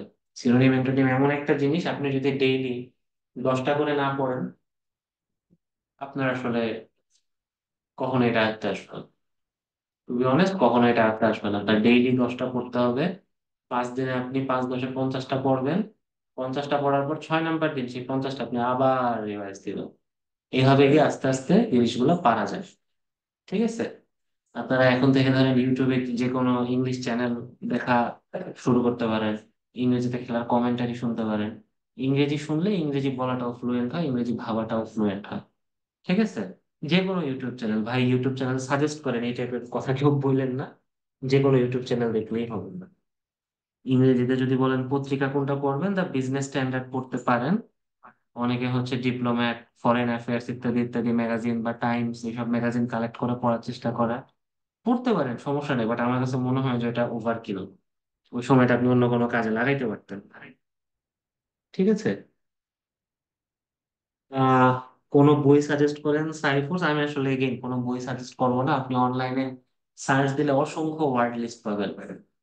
ব্যারনসের আছে, এসএটির আছে, তারপর জিআরইর একটা ওয়ার্ড লিস্ট আছে, আবার আইএলটিএস গেলে ওয়ার্ড লিস্ট পাবেন। আপনি ইংরেজি যে বই কিনতেছেন ওইখানেও এক গাদা বই আছে। ঠিক আছে? প্রত্যেকটা টপিকের জন্য আসলে বই হয় না, যে কোনো একটা বই ধরে পুরোটা রিভাইজ দিয়ে গেলেই হয়। প্রশ্ন এসছে, how should you address those questions with two correct options in preliminary? এটার উত্তর আসলে আমার দেওয়ার মতো ক্ষমতা নাই, কারণ আমি 45 পর্যন্ত প্রিলিমিনারি দিছি, আমি কখনো ডাবল অ্যান্সার পাইনি। 46-এ কয়েকটা প্রশ্নে ডাবল অ্যান্সার মনে হয় ছিল, কয়েকটা প্রশ্নে রাইট অ্যান্সারই ছিল না। এটার যে কি হয়েছে ফাইনালি, কমন নাম্বার সবাইকে দিছে নাকি উত্তর বাতিল করছে নো ওয়ান নোস, শুধু পিএসসি জানে। ঠিক আছে? তো আমার মনে হয় আমার গল্পটি ফুরলো। স্বাগত আপু, আপনার যদি কোনো গল্প থাকে আপনি তাহলে একটু বলতে পারেন ওদের সাথে। Thank you, thank you so much.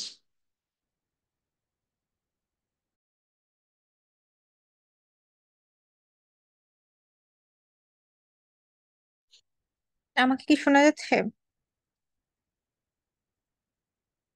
হ্যাঁ, শোনা যাচ্ছে আপনার। আচ্ছা, আমি আম, একটা ছোট্ট গল্প বলি। সেটা হচ্ছে, আমাদের অনেকেই হয়তো বা প্রথমবারের মতো বিসিএস প্রিপারেশন নিচ্ছে। তো বিসিএস প্রিপারেশন নেওয়ার সময় কিন্তু আমরা এইভাবে ভাবি না যে আমাদেরকে আসলে ইংলিশে অনেক ফোকাস করতে হবে বা গ্রামার অনেক ফোকাস করতে হবে, এটা কিন্তু আমরা ভাবি না আর কি। আমরা রাদার দেখা যায় যারা জিআরই প্রিপারেশন নিচ্ছে তারা ইংলিশ নিয়ে অনেক সিরিয়াস থাকে। তো ফর ইউর কাইন্ড ইনফরমেশন, আপনার জিআরই দিতে গেলে যে ইংলিশ নিয়ে সিরিয়াস হবে, সে ইংলিশ নিয়ে যতটুকু সিরিয়াস হবে আপনাকেও ইংলিশ নিয়ে ঠিক ততটুকুই সিরিয়াস হইতে হবে। ঠিক আছে? আমি আপনাকে জাস্ট একটু রিয়েলিটি চেকটা দিই। সেটা হচ্ছে, আগে ইংলিশ প্রশ্ন আসলে এতটা কঠিন হইতো না বা জিনিস নিয়ে মানুষ এত বেশি হচ্ছে বদার করতো না। বাট আপনি রিসেন্ট যদি বিসিএস এর প্রশ্নগুলো দেখেন, আপনি দেখবেন যে প্রিলিতে কিন্তু গ্রামারটা অনেক টাফ দেয়। টাফ বলতে আপনি এটা পারবেন না এমন না, আপনি কনফিডেন্টলি ভুল করবেন। তার মানে আপনাকে হচ্ছে যা জানেন সেটা সঠিকভাবে জানতে হবে ফার্স্ট অফ অল। আশার বাণী বলবো, আশার বাণী হচ্ছে, আপনি যদি নিয়মগুলো সুন্দর মতো নোট করে একবার শিখে যান, দেখে যান, তাহলে অবশ্যই আপনি সেখান থেকে ফুল মার্কসটা বের করে নিয়ে আসতে পারবেন। টোটালি ডিপেন্ড করতেছে আপনি আপনার সেই নোটটা প্রিপেয়ার করছেন কিনা। আমি আপনাকে জাস্ট একটা আমার নিজের এক্সপিরিয়েন্স বলি। সেটা হচ্ছে, ইংলিশ হচ্ছে আমার স্ট্রং জোন ছিল না, যে আমি ইংলিশে অনেক ভালো, নট নেসেসারিলি। ইংলিশ আমার স্ট্রং জোন ছিল হচ্ছে, এই যে আমার 43-তে স্ট্রং জোন ছিল, সেটা অবশ্য রিটেনে।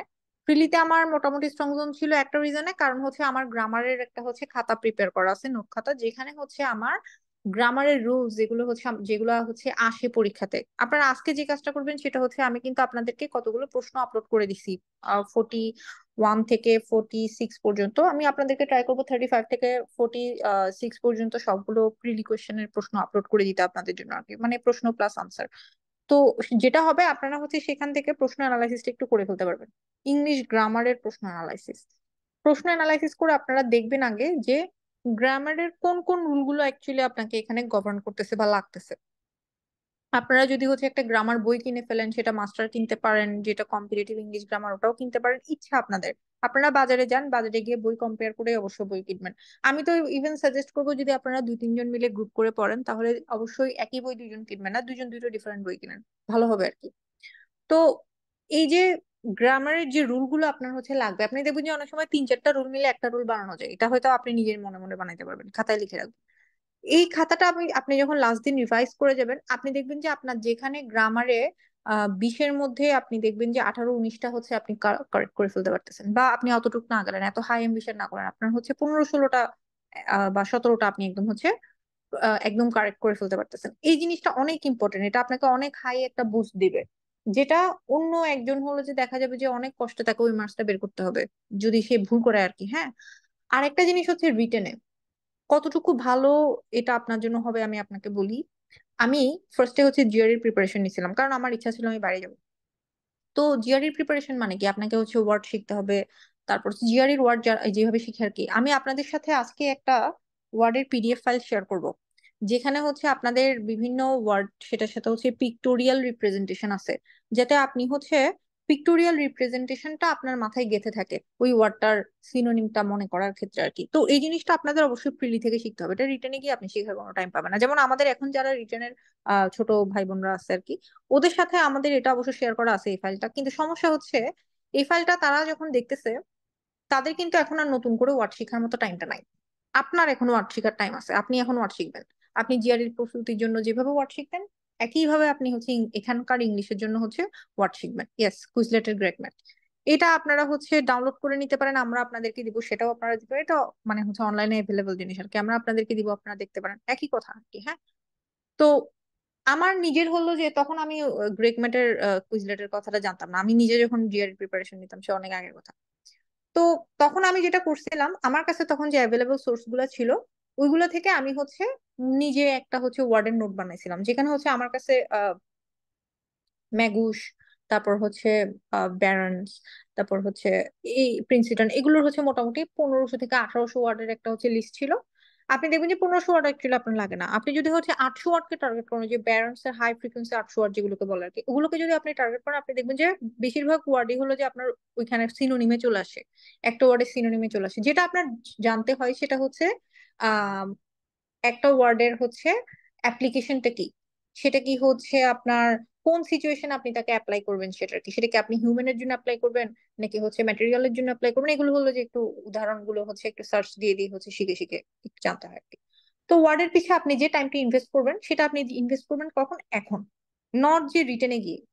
এখন আপনি যখন ওয়ার্ডের জন্য টাইম ইনভেস্ট করবেন, গ্রামারের জন্য টাইম ইনভেস্ট করবেন, হ্যাঁ, ওই সিনোনিম অ্যান্টোনিমে হচ্ছে টাইম ইনভেস্ট করবেন, সেন্টেন্স মেকিং এ টাইম ইনভেস্ট করবেন, হ্যাঁ, একটু ছোটখাটো ভাবে হচ্ছে ট্রান্সলেশনে টাইম ইনভেস্ট করবেন। নেগেটিভ মার্কিং আসছে, মনে হবে এটা হবে, পরে ভুল হয়, ওইটাই সঠিক হতো। হ্যাঁ, এটা এটা বলছি, একটু একটু এক করেন। তো এই যে ইনভেস্টটা আপনি করবেন, আপনি কিন্তু একটা গ্রামারের জন্য আলাদা একটা খাতা এখনই করে ফেলেন আর কি। হ্যাঁ, সেখানে গ্রামার, হচ্ছে ওয়ার্ড, তারপর হচ্ছে আপনার সেন্টেন্স মেকিং, এগুলো নিয়ে হলো যে আপনি এখানে কাজ করবেন প্রিলিমিনারি লেভেলে। হ্যাঁ, এখানে অনেক কাটাছিড়া হবে, সেটা অসুবিধা না। এখান থেকে আপনি যখন জিনিসটা শিখবেন, আম, একদম লাস্টে আমরা কিন্তু হচ্ছে একটু বিগ ট্রান্সলেশন, তারপর হচ্ছে ফোকাস রাইটিং আপনি কিভাবে লিখবেন এক্স্যাক্টলি আপনি জিআরইর জন্য যেভাবে শিখতেন, যে আমাকে একটা টপিক দিছে ওই টপিকের উপর আমাকে হচ্ছে একটু লিখতে হবে, আপনি কিন্তু এখন দেখতে পাচ্ছেন যে বিসিএস হচ্ছে মোটামুটি জিআরইর ওই ইংলিশটাকে হচ্ছে নিয়ে আসতেছে আর কি। হ্যাঁ, মানে এটাকে কি বলে, এটাকে বলে হচ্ছে আপনার কম্পিটিটিভ ইংলিশ, বা হলো যে আপনার রাইটিং স্কিলটা কেমন, ওইখানে কিন্তু চলে যাচ্ছি আমরা। নট যে আপনি অনেক ডেটা দিয়ে লিখলে আপনাকে মার্কস দিয়ে দিবেন, নট নেসেসারিলি, আপনার সেন্টেন্স মেকিং স্কিল বা আপনার ল্যাঙ্গুয়েজ স্কিল কত এটা দেখবে। তো অনেকের হচ্ছে এই ফোকাস রাইটিং এ গিয়ে বা ট্রান্সলেশনে গিয়ে হচ্ছে অনেক দুর্বলতা থাকে। তো আমি সবসময় বলি যে আপনাকে ইংলিশ রিটেনে আপনি যদি আপনি জাস্ট চিন্তা করেন আপনাকে হচ্ছে রিটেনে 600 এর মতো কাছাকাছি পেতে হবে যদি আপনি আপনার ফার্স্ট টার্গেট কে পেতে চান বা ফরেন কে পেতে চান বা অ্যাডমিনকেও যদি ইভেন আপনি পেতে চান। তো সেখানে আপনার যে মানুষজন যারা আছে যারা ইংলিশে দুর্বল ওরা হয়তো বা পাবে ইংলিশে 110। আপনি দেখবেন ইংলিশের প্রশ্ন দেখেই বুঝবেন যে কেন 110 পাবে। আপনার কাছে মনে হবে যে এখন না অনেক পাওয়া সম্ভব, সম্ভব না। আপনি যদি এখন থেকে ইংলিশের প্রিপারেশনটা না গুছিয়ে ফেলেন তাহলে সম্ভব না। যে এখন থেকে ইংলিশের প্রিপারেশন গুছিয়ে ফেলবে তার পক্ষে সম্ভব। আপনি সেখানে সব মিলায়ে পাবেন ধরেন 140 থেকে 150, যেটা আমার ধারণা আমি হয়তো বা 43-এ পাইছিলাম, বেশ ভালো একটা মার্কস পাইছিলাম। আমি বলতেছি না আমি কত পাইছি একটু যাই না, বাট আমি পাইছিলাম হচ্ছে এই কারণে, যেমন ধরেন আমি করছিলাম কি ইংলিশে ফোকাস রাইটিংটা সবার আগে লিখে ফেলছিলাম। এটা কিন্তু সবাই পারে না। এটা কে পারবে বলেন তো? এটা পারবে হচ্ছে যে ইংলিশ নিয়ে বা তার রাইটিং স্কিল নিয়ে অনেক কনফিডেন্ট, সে হচ্ছে ফোকাসটা সবার আগে লিখে ফেলতে পারবে। এই ফোকাসটা আমি সবার আগে লিখে ফেলার কারণে হচ্ছে ফুল একটা হেড স্টার্ট পাইছিলাম যে আমার ইংলিশ পরীক্ষাটা কেমন হবে এটা আমি টোটালি হচ্ছে নিজে নির্ধারণ করে ফেলতে পারছি যে আমার ইংলিশ পরীক্ষাটা এমনই হচ্ছে। কারণ হচ্ছে আপনি ফোকাস রাইটিং এ আপনি দেখবেন যে এখন তো 25-25-50, তখন থাকতো হচ্ছে যে টোটাল 50। তো আপনি টোটাল 50 মার্কসে হলো যে একটা ফুল, কি বলবো, অনেক ভালো একটা হলো যে রাইট আপ লিখে ফেলছেন। ইন দ্যাট কেস আপনার হচ্ছে কিন্তু আর ইংলিশ নিয়ে আপনি যে টেনশন করবেন যে আমি যদি কম পাই কি হবে বা লেখা শেষ করতে, এগুলো কিন্তু আপনার করাই লাগবে না আর, বুঝছেন? তো এটাই আর কি।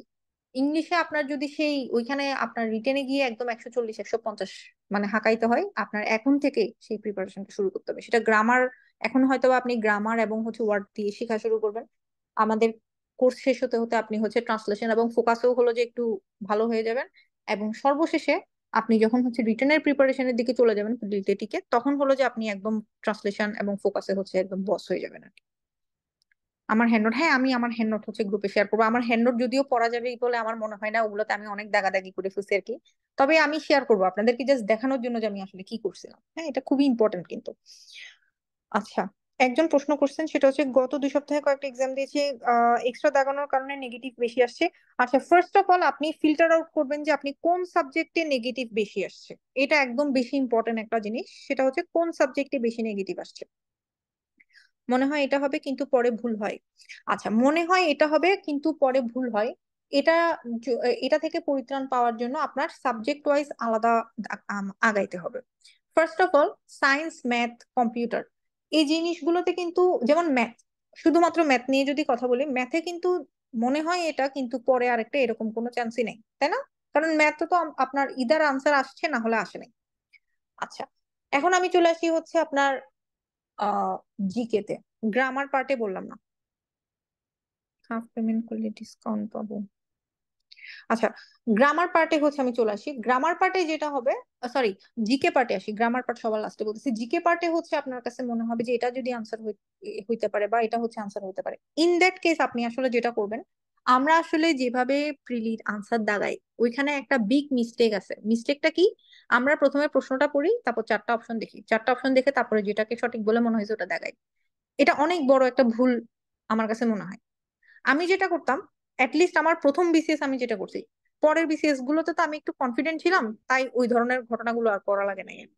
প্রথম বিসিএস আমি যেটা করছি সেটা হচ্ছে আমি প্রথমে আনসার মানে প্রশ্নটা দেখতাম, তারপর হচ্ছে আমি কিন্তু আনসারটার সাথে সাথে দেখতাম না।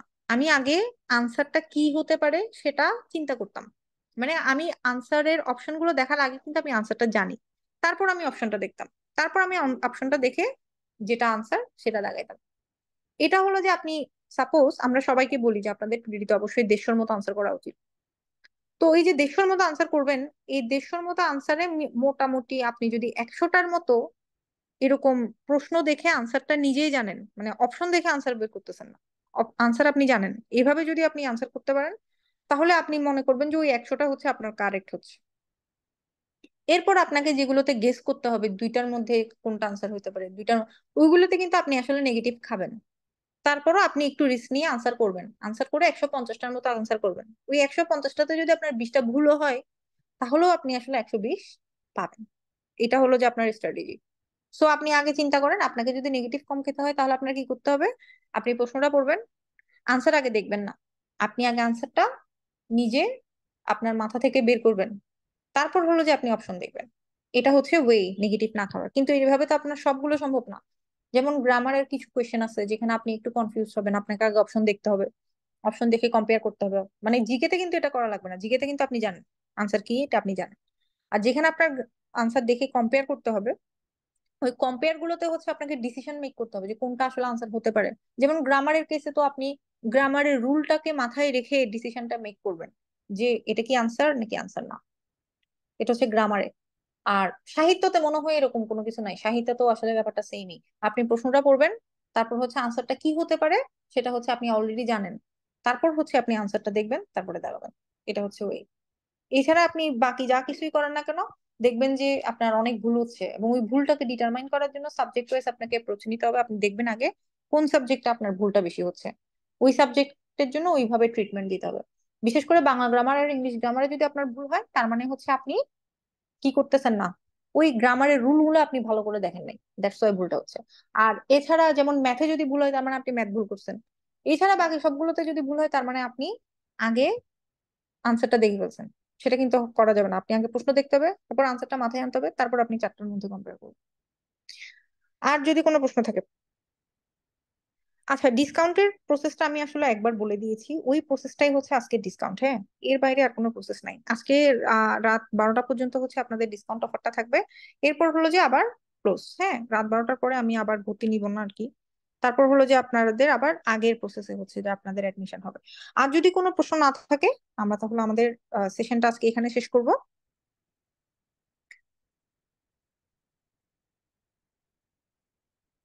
ভর্তির প্রসেস আমি বলছিলাম, আপনাদের আজকে হচ্ছে 500 ডিসকাউন্ট। অর্থাৎ আজকে যেহেতু একটা স্পেশাল ক্লাস ছিল, আজকের জন্য হচ্ছে বলে দিয়েছিলাম যে আজকে হচ্ছে 500 ডিসকাউন্ট।